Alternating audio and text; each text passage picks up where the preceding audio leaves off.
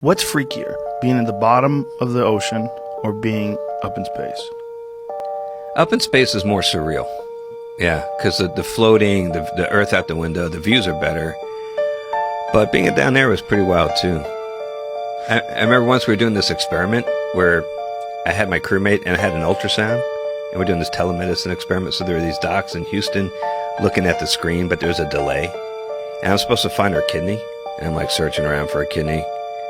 And then I look up and I look out the window and I see a 6-foot hammerhead shark right out the window. And we have a guy in the water. And I dropped a giant F-bomb, like, fuck, you know. And all the docs in Houston are freaking out. They're thinking, like, in a moment they're going to see her liver explode on the screen or something. And they're like, what's that? How's the patient? How's the patient? I'm like, patient's fine. Got a 6-foot hammerhead out the window. Yeah, that's got to be really weird, right? You're in that thing, in their world. For how long? 2 weeks? Yeah. So is that the weirdest animal that you saw, is the hammerhead?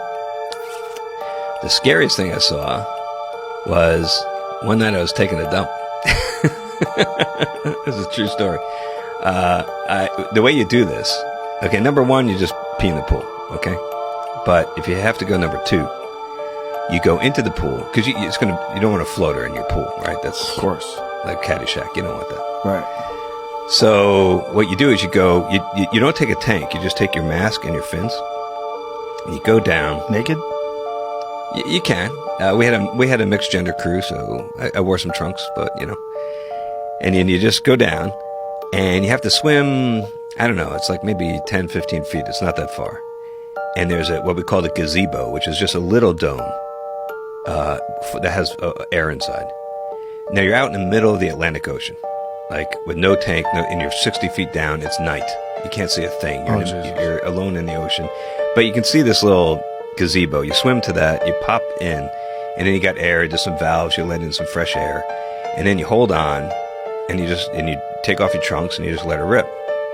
But the problem is the fish get accustomed to this. Oh, Jesus. Yeah. So they go there knowing that you're going to poop. As soon as you drop in the water at night, it's like the dinner bell going off. And there's like school. Yeah. Because this is feeding time. Whoa. And so you feel them like pecking at the back door? The worst are the angelfish, because that shape, they can get like right up in there. Oh, it's like not cool. Boy.